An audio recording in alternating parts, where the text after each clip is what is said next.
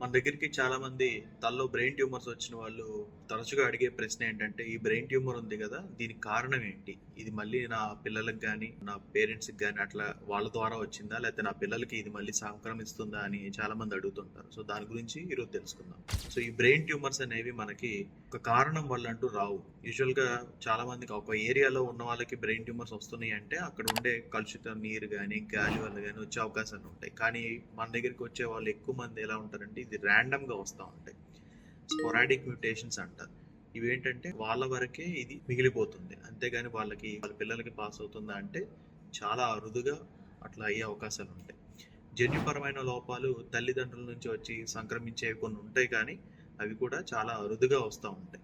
మనకి వచ్చే main brain tumours అన్నీ స్పొరాడిక్కే ఉంటాయి. సో దీని గురించి నెక్స్ట్ జనరేషన్కి వెళ్తుందా లేదా అని భయపడాల్సినంత అవసరం లేదు. ఇట్లాంటి మరిన్ని విషయాల కోసం మన ఛానల్ని సబ్స్క్రైబ్ చేయండి.